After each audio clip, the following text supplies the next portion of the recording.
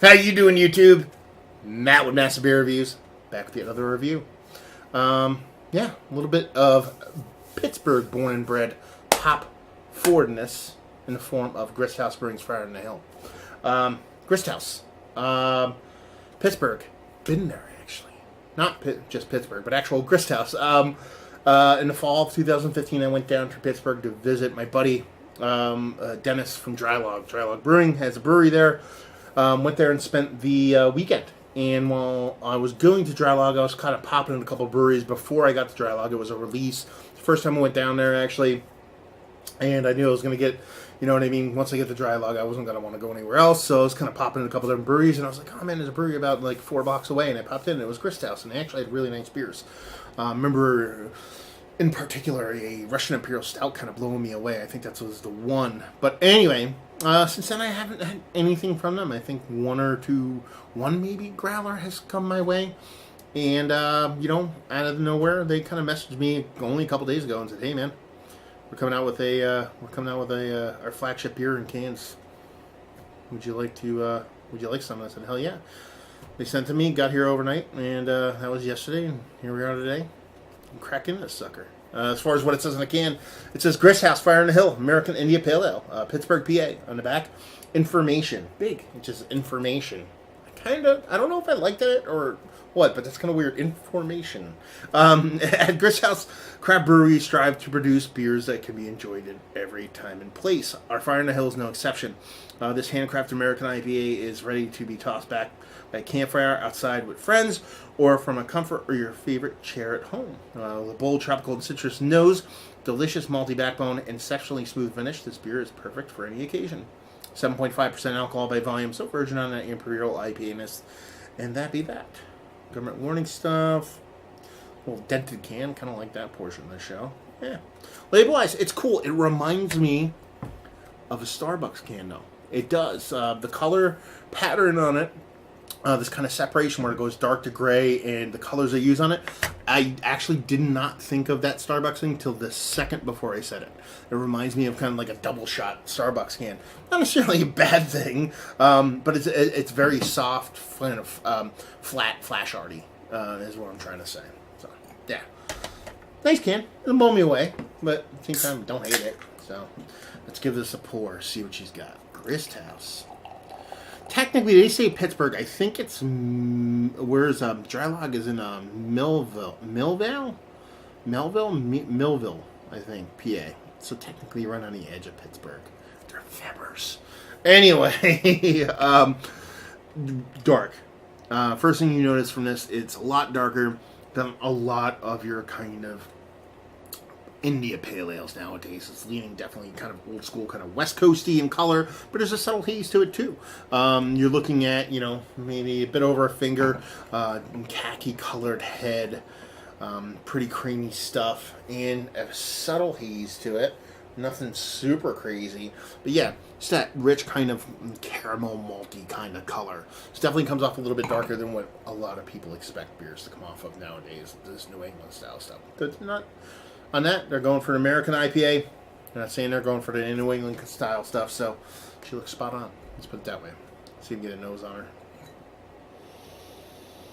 her. You're definitely getting that kind of tropical fruit vibe, but you're definitely getting like a spicy, subtly resinous from it too.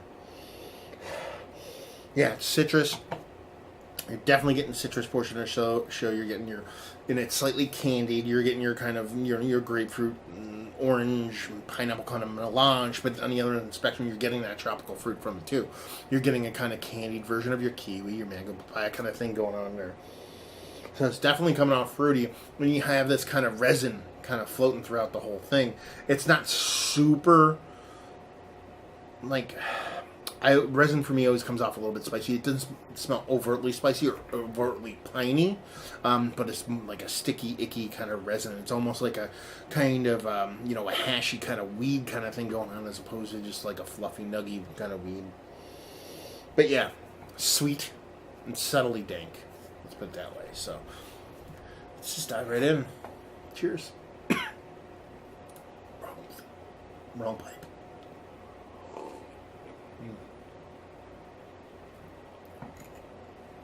Mm.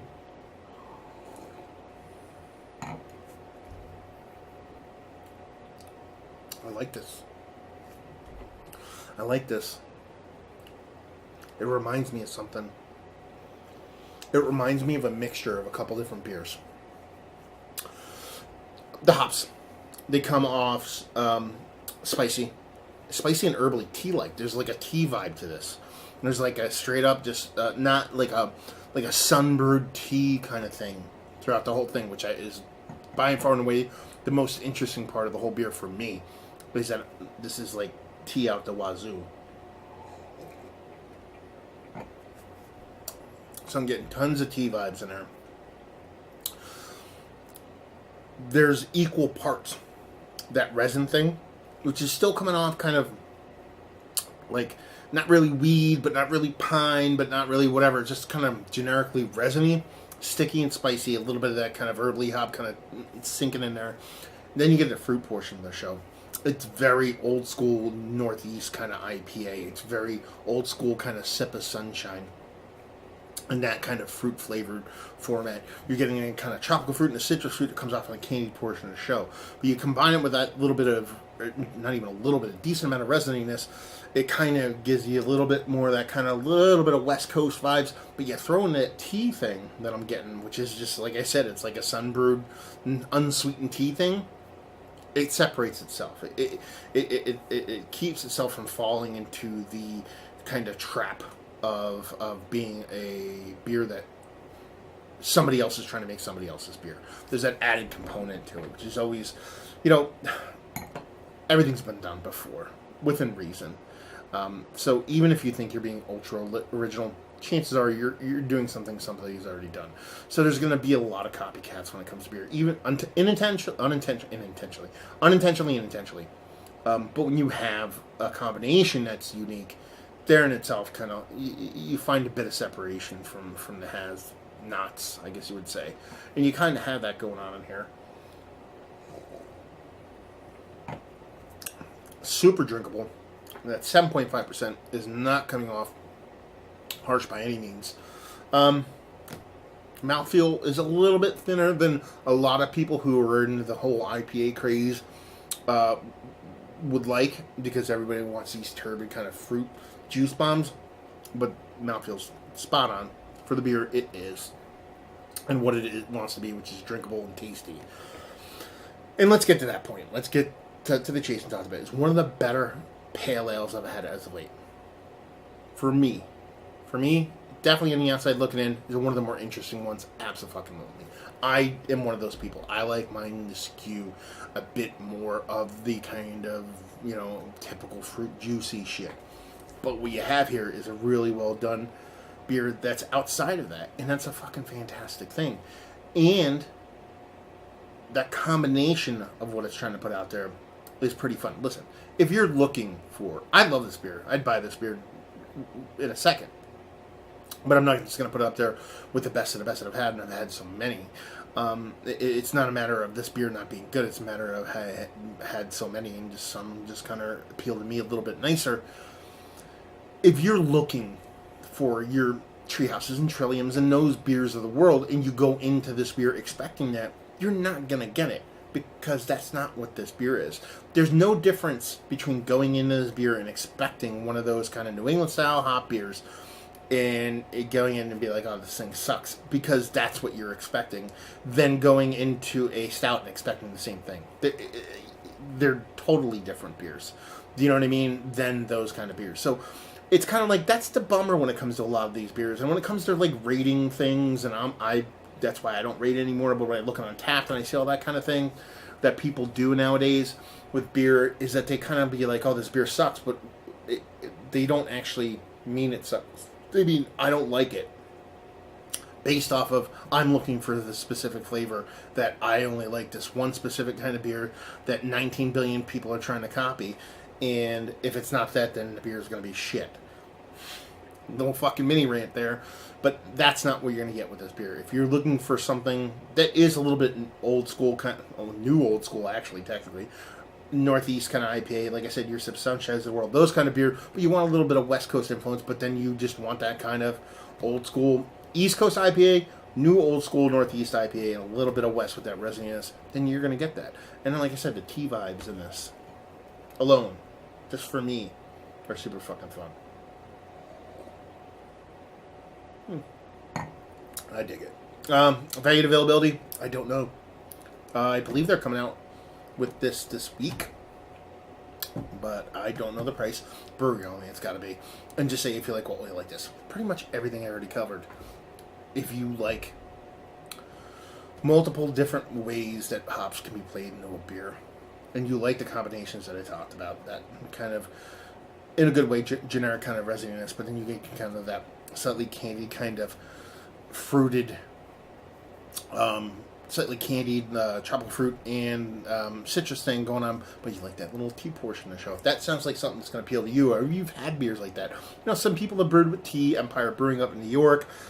Jack's Abbey has done stuff with tea. If you've had those kind of notes in beer, a lot of like English kind of beers, that's what I'm saying. It's got to be English hops in there, so it's got to be, like ESB style stuff where you get that kind of tea vibe in it. If you want that with a bunch of new school and West Coast kind of influence wrapped in it, then definitely pick it up because it's tasty as hell. And if you want something from a small brewery, you're trying to do good. You know what I mean? Dude wrote me a handwritten letter.